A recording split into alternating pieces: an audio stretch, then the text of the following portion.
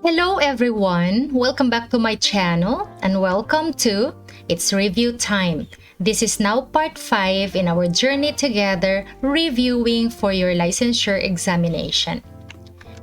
These review materials in science will be very useful for the licensure examination for teachers, National Medical Admission Test, and Registered Microbiologist because the topics here are coming from the field of biological science, specifically microbiology.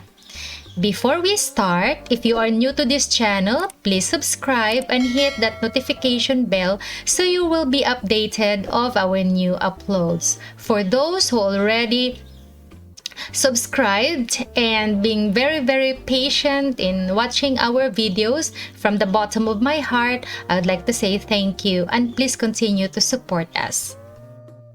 Now, question number 1.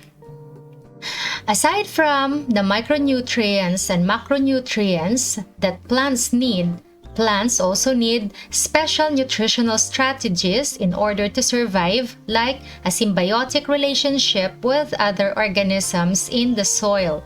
A very good example of symbiotic relationship between plants and fungi that is useful to plants is A. Lichen, B. Mycorrhizae, C. Rhizobia, D. Epiphytes.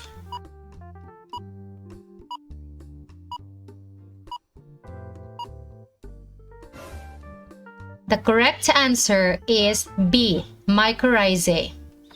Mycorrhiza is a mutual relationship or a symbiotic association between a fungus and a plant. So the term mycorrhiza refers to the role of the fungus in the plant's rhizosphere, its root system. As you can see here in our picture, these whitish ones, these are the mycorrhizae in the root system of the plants. Mycorrhizae play important roles in plant nutrition, soil biology, and soil chemistry.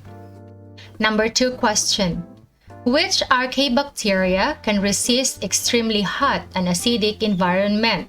A. Thermoacidophilic bacteria, B. Methanobacteria, C. Halophilic bacteria, D. Psychrophilic bacteria.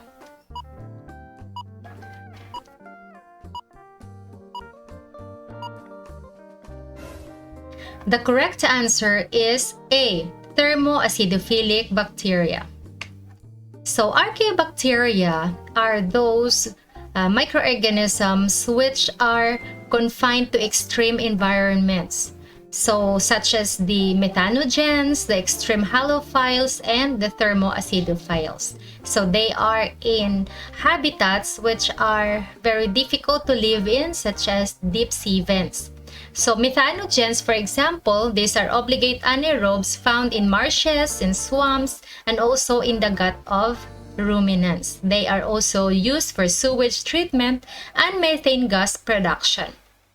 Halophiles, on the other hand, such as the halobacterium, they contain the enzyme which is active only at high salinity. So you just remember that term, halophile, that means salt-loving. And the thermoacidophiles are those which are growing in temperatures higher than 60 degrees centigrade, like towards 80, or sometimes it can go beyond boiling point with pH 2 to 4, such as the sulfolobus, found in hot springs and in places like the Yellowstone National Park in the USA. So this place has a very high sulfur content, which makes the area highly acidic. And of course, because it preserves more than 10,000 hydrothermal features, then you can expect that this area is also very hot. So microorganisms which are heat-loving and acid-loving can be found in this area. Number 3 question. Which of the following microorganisms is a very good source of antibiotics? A. Aspergillus niger, B. Penicillium notatum, C. Rhizopus sp. D. Saccharomyces cerevisiae.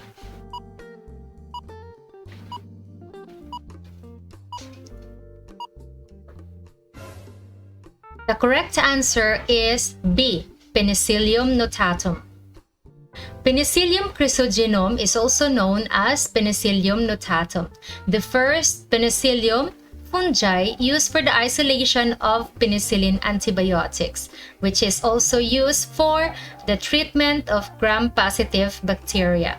It is also used in the production of other beta-lactam antibiotics. So, what you are seeing in the photo here is actually a Penicillium notatum growing on a solid culture medium. Number 4 question. Which of the following is not a characteristic of fungus? A. Ability to produce their own food. B. Cell walls made out of chitin. C. Filamentous nature. D. Asexual reproduction.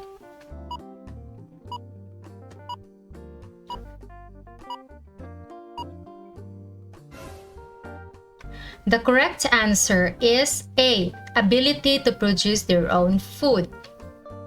These are the characteristics of fungi. So, cell walls are present, which is primarily composed of cellulose and chitin. So they have also food storage. Why do they have to store food? Because they are not capable of producing their own food. Fungi are actually heterotrophs. Heterotrophic microorganisms cannot produce their own food. Number 5 question. Red tide is a natural phenomenon that takes place in a marine environment. This is caused by a group of protists. Which protist is responsible for this phenomenon? A. Ciliates. B. Dinoflagellates. C. Amoebas. D. Sporozoans.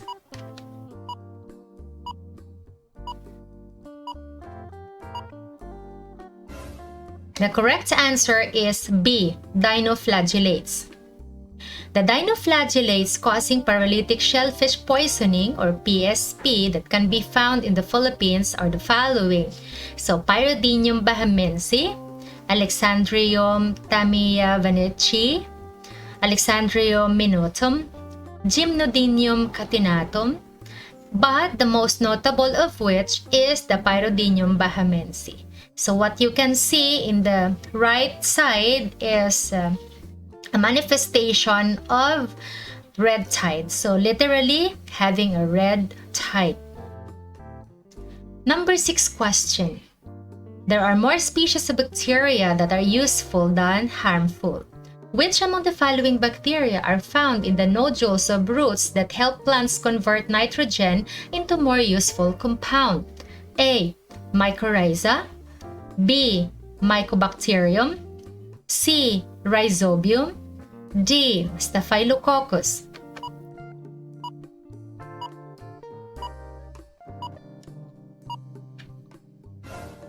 The correct answer is C. Rhizobium.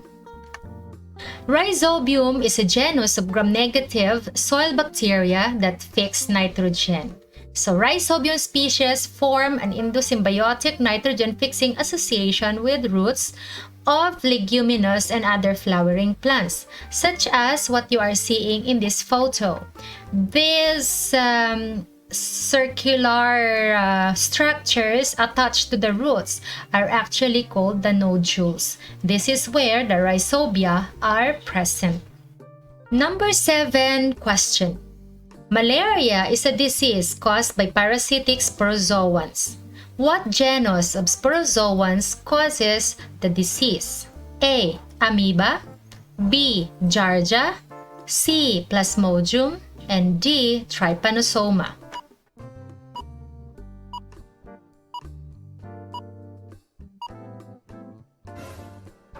The correct answer is C. Plasmodium.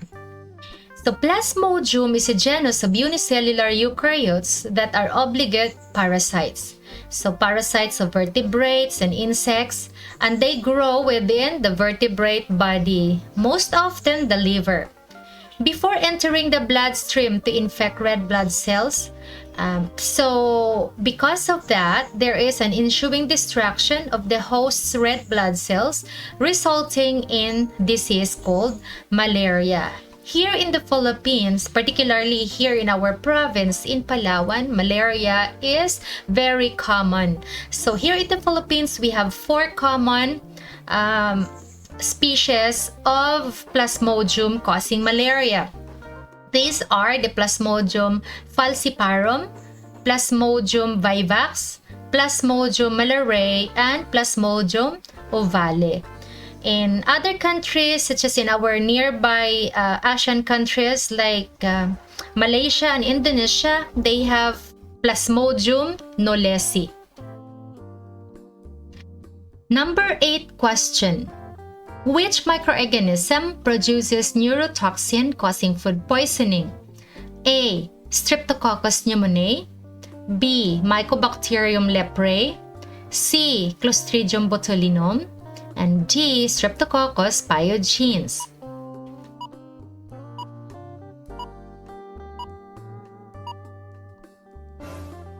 The correct answer is C. Clostridium botulinum.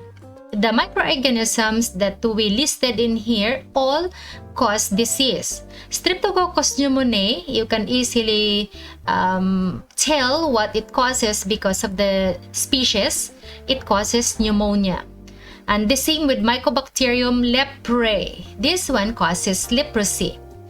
The Streptococcus pyogenes causes pharyngitis, rheumatic fever, and the so-called strep throat.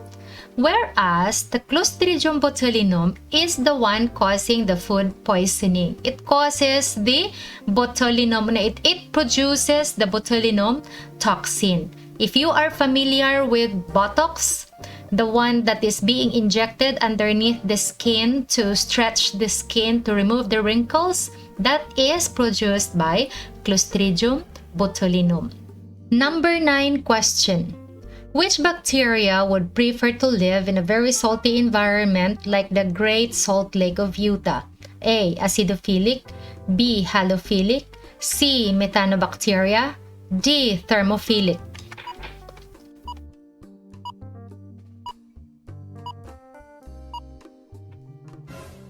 The correct answer is B. Halophilic. Halophiles are microorganisms that require certain concentrations of salt to survive, and they are found in both theobacterial and archaeal domains of life. The Great Salt Lake, as what you are seeing in the picture on the right side, is the largest saltwater lake in the Western Hemisphere and the 8th largest terminal lake in the world. The salinity of the lake's main basin is highly variable and depends on the lake's level.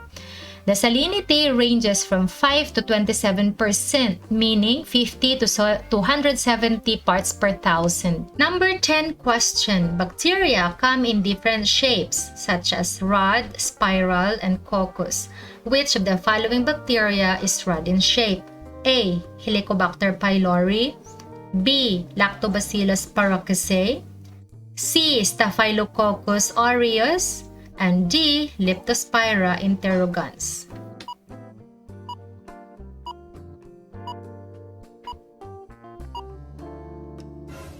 The correct answer is Lactobacillus paracasei. Sometimes we can actually find is the scientific name of the microorganism as to what is their shape. So here are the different shapes. We have the bacillus as the rod shape, the coccus or the spherical in shape, and the spirillus, the spiral in shape. So you can see that Lactobacillus paracasei is the bacillus or the rod shape. Number 11. Who is the father of modern microbiology? A. Leeuwenhoek, B. Virchow, C. Hooke, D. Pasteur.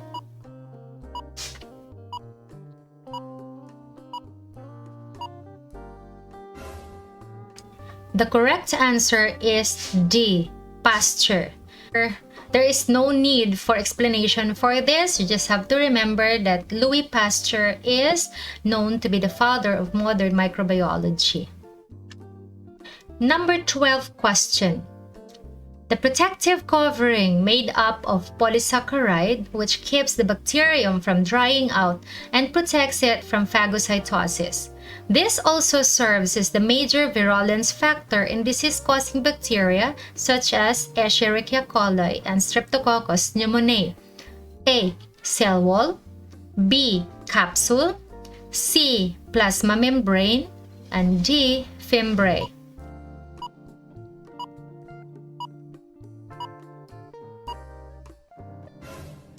The correct answer is B. Capsule. Here is a diagrammatic representation of a bacterial cell. You'll see several cell organelles. So the pilus is actually the cell organelle that is used by microorganism to transfer genetic material from the donor to the recipient. The capsule is what we call the virulence factor. As you can see, that's almost the outermost covering of the cell next to cell wall and plasma membrane. So cell wall maintains the shape, it also protects the cell. Plasma membrane regulates the in and out of the substances.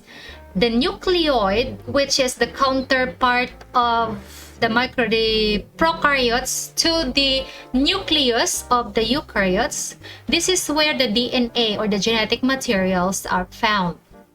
Cytoplasm, that's where most of the cell organelles are suspended. You have the ribosomes, that is for protein synthesis, and the flagellum, which is the locomotory organ of the bacterial cell.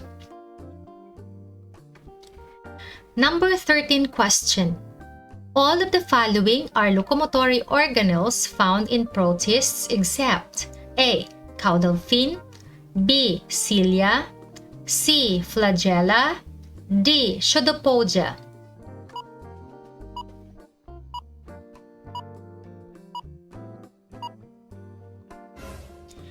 The correct answer is A. Caudal fin. Here are the different representatives of the protists. So we have the ciliates, we have those having the pseudopods as locomotory organ, such as the amoeba. Oh, by the way, the ciliates as exemplified by the paramecium, and the flagellated or the flagellates as exemplified by euglena. So you have the cilia, the pseudopodia, and the flagella as the locomotory organ of the protist, not the caudal fin, because this is found in fishes. Number 14 question. Which is present in bacteria, protists, and viruses? A. Capsid, B. Pseudopodium, C. Genetic material, D. Nuclear membrane.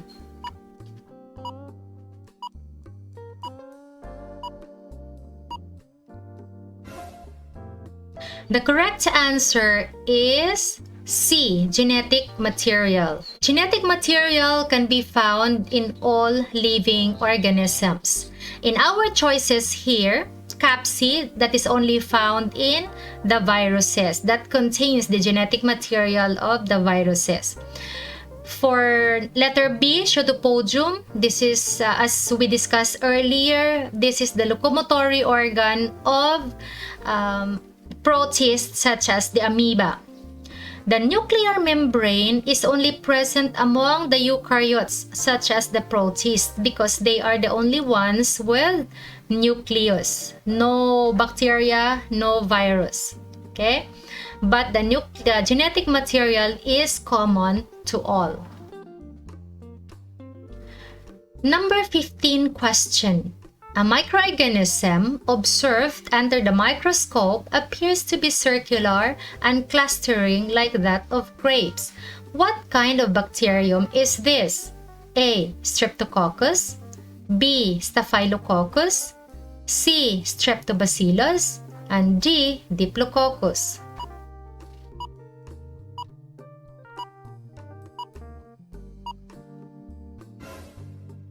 correct answer is B, Staphylococcus. Now here are the details of the bacterial shapes. So as mentioned earlier, those which are spherical are called the cocci. Those which are having the rod shapes are the bacilli. And those which are having the spirals are the spirillus. Okay, so you can see in here that the Staphylococcus aureus, for example, has the spherical or the rounded cells clustering together. So that's why it's called Staphylococcus. Okay, so the tetrads are having the 4 cells together. Diplococci, the 2 cells together. But when you have a chain of rounded cells, we call that streptococcus. Okay, strepto. You remember when it's strepto, that means chain, no? Put together different cells. So streptococcus, streptobacillus can have that. Number 16 question. Pasig River is polluted. The city government intends to clean this in the soonest possible time. Which process should they consider? A. Nitrogen fixation. B. Bioremediation. C. Probiotics. D. Biodegradation.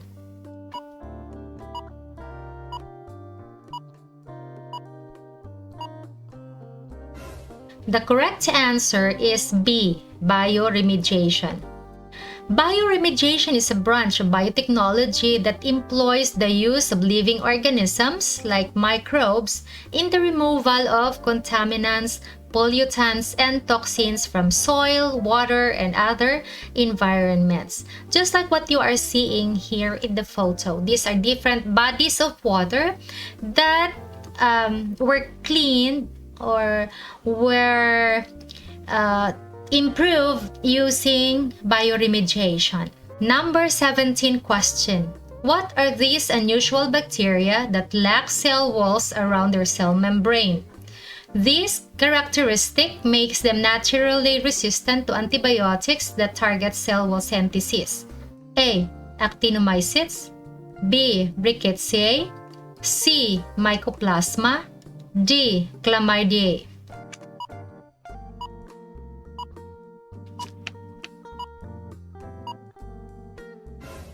The correct answer is C. Mycoplasma. These are all unusual prokaryotes. So the first one in the list is the actinomycetes. So any member of a heterogeneous group of gram-positive, generally anaerobic bacteria, noted for a filamentous and branching growth, which is the usual characteristic of fungi. That's why they are called unusual, because they are bacteria, yet they grow filaments and branching characteristics. And sometimes they can be mistakenly classified as fungi, but they are actinomycetes. Another is our answer in this question, Mycoplasma. It is a genus of bacteria that lacks cell wall. And then the Rickettsia. So comprise a group of microorganisms that phylogenetically occupy a position between bacteria and viruses because they are obligate intracellular gram-negative coccobacillary forms that multiply within eukaryotic cells. So they are obligate intracellular. Outside the cell, they are nothing. And the fourth one is the Chlamydia. They are obligate intracellular bacteria as well, and they lack several metabolic and biosynthetic pathways and depend on the host cell for intermediates, including adenosine triphosphate or ATP. Number 18 question. Which is most probably the habitat of thermophiles? A. Dump sites. B. Arctic Ocean. C. Lakes. D. Deep sea vents.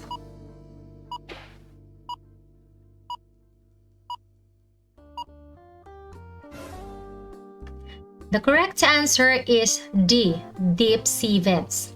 Deep sea vents or hydrothermal vents are actually known as deep water seeps or deep sea springs or the deep sea vents.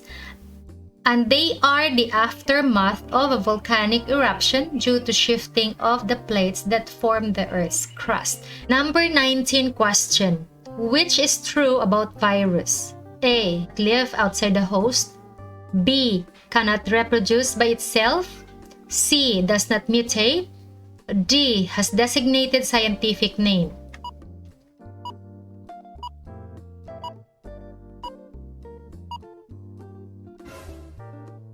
The correct answer is B. Cannot reproduce by itself. A virus is a small parasite that cannot reproduce by itself. But once it infects a susceptible cell, virus can direct the cell machinery to produce more viruses. Most viruses have either RNA or DNA as their genetic material. Viruses can mutate, and we all know that because the pandemic caused by the COVID-19, we already have now several strains. The alpha, beta, the delta, gamma, lambda, whatever, lots of variants telling us that there are already mutations of that virus. So viruses can actually mutate, as we mentioned, and are named based on their genetic structure. So they don't have scientific names. We don't name them like the bacteria, for example, Escherichia coli. No. Viruses are named to facilitate the development of diagnostic tests, vaccines, and medicines that is based on their genetic structure. So for example, coronavirus, just like the COVID-19. So that is one of the coronaviruses that exist. Number 20 question. Cheese production is an economic mover in some countries. Which bacterial group can they use? A. Mycobacterium. B. Rhizobium. C. Clostridium. D. Lactobacillus.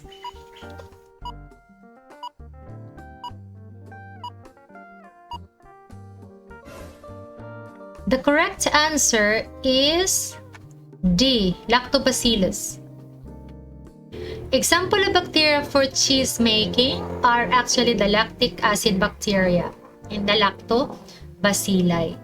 So other choices that we mentioned earlier, the Mycobacterium and the Clostridium, they are pathogenic microorganisms, meaning capable of producing disease. Whereas the Rhizobium, we had this earlier in one of the questions, these are soil microorganism in association with the plant roots.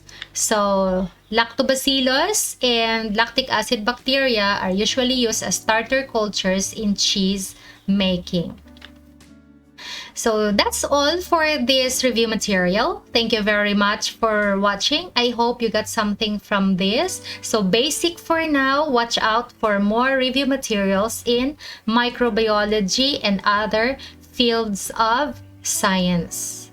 So please don't forget to subscribe so that you will know that we have uploaded new review material. Thank you and bye!